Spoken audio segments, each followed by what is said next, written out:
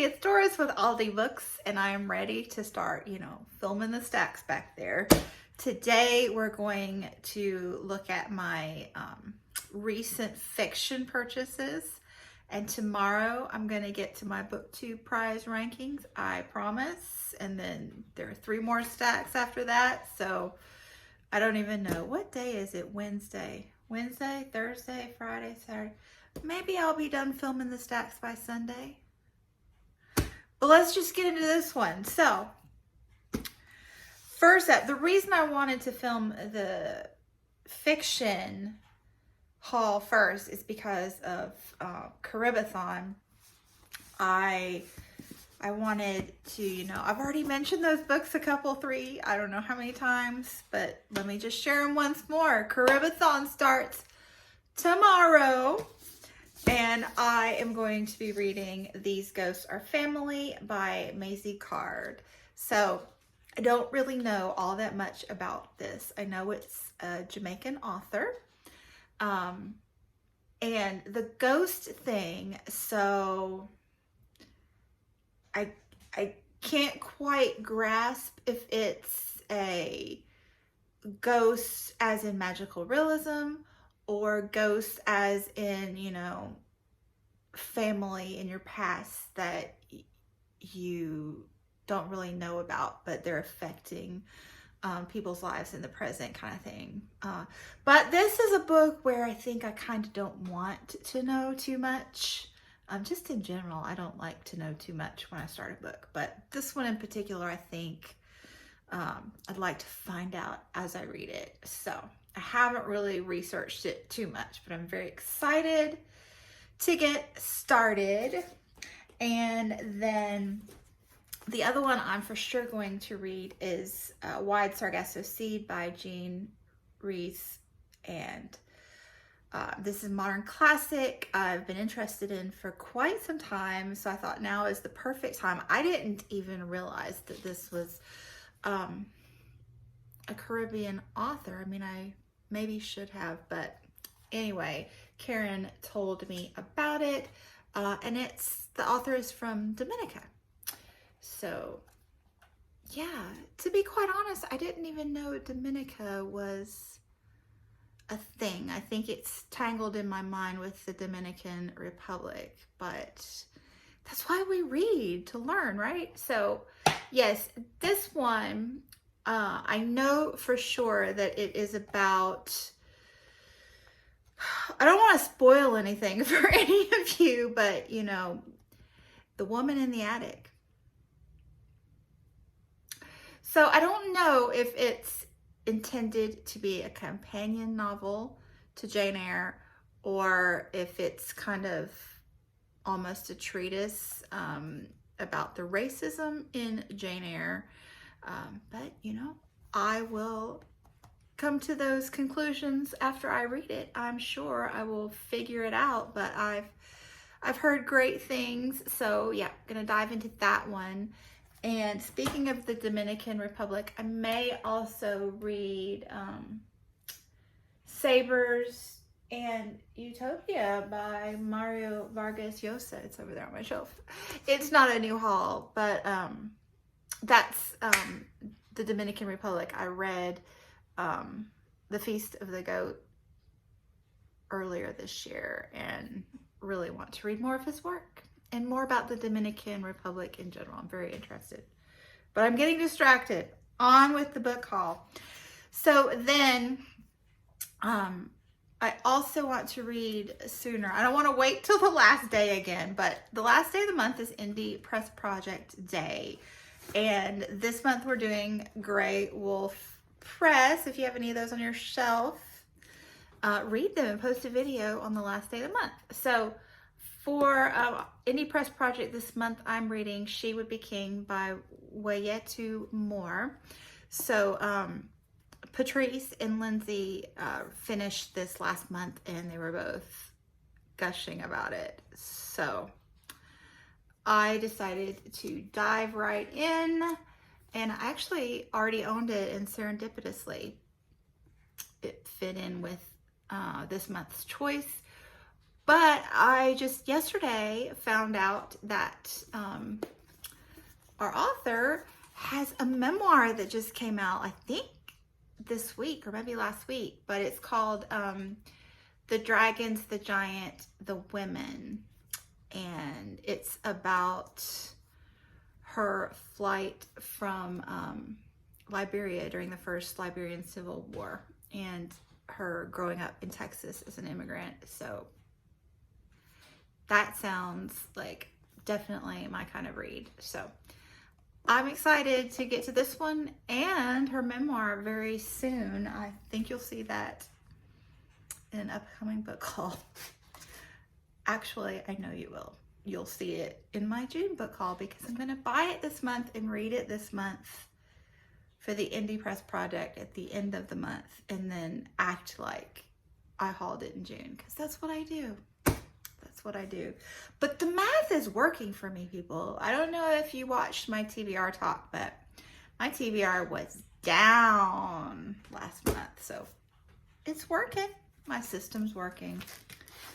I also picked up The Architect's Apprentice by Elif Shafak. I read 10 minutes, 38 seconds for the BookTube prize, which I'm going to talk about tomorrow. So I don't want to give anything of that away right now, except I immediately went out and bought another one of her books. So that probably tells you something about what I'm going to say tomorrow. But yeah. This one is about a boy and an elephant and an architect, and you know, sounds very intriguing. And then I couldn't not get The Yield by Tara June Winch. I have just seen so many people all over BookTube raving about this one. This is a First Nations author from Australia, and the US release date was recently, this week, maybe last week, but very recently. So excited to get to this one. And I think it's about land rights. I'm not sure, but I'll know soon. I will know soon. And then, oh my gosh. Oh my gosh. I have wanted this book for probably a couple years now. When was it published?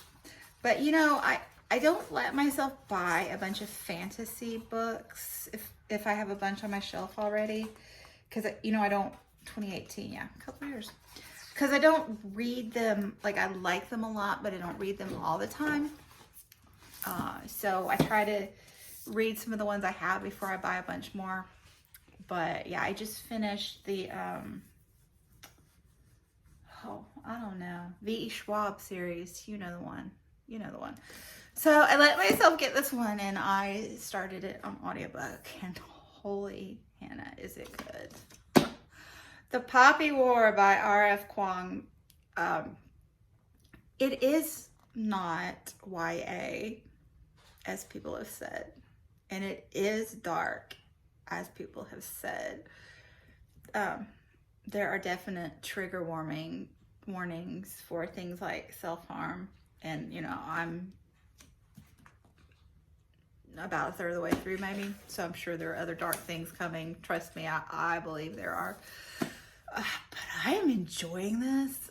Oh my goodness, it was entertaining from page one. Excellent audio. Like, it's the perfect audiobook for me because it's engrossing, page turning, but the language is at a level that I don't feel like I'm missing. Like, it's not very flowery, I guess. So I don't feel like I'm missing things. But I don't even know if I would even if it was more flowery, because I'm so hooked into the narrative. I have trouble paying attention to audiobooks if I haven't mentioned that recently. But this one I am like focused on. So yeah, I mean, it's basically this orphan. She's basically, her host family has been forced to adopt her by the government, and They were going to marry her off to a poppy merchant, sort of, not exactly, but anyway, I think an inspector who allows or not allows drug sales, which are illegal. But anyway, she decides, that's not what she wants for her life, and she studies for this nationwide test and gets admitted to the highest tier government school, and she's training to be a general. And yeah, the characters are like, they're not black and white as you see in some fantasy narratives. They're not, cut and dried. They're like, they're just people. They're not, magical thus far. They're just people. I don't know. I'm really, really enjoying this. And then this one I discovered on Tuesday when, some of us were trying to be a little quieter on social media, and this tweet popped to the surface, and I checked into it. Another book that has just come out, A Song of Wraiths and Ruin by Roseanne A. Brown. And oh, this is pretty magpie. So we need to be quiet a little more often because this sounds fabulous. So yeah, brother and sister kind of escape to the big city to try to make a better life for themselves. I think a war-torn environment. And the sister gets kidnapped by an evil spirit, and the evil spirit will only release her if the brother assassinates the queen. Meanwhile, unbeknownst to the evil spirit, apparently, well, he has to assassinate the princess. Whoops, the princess.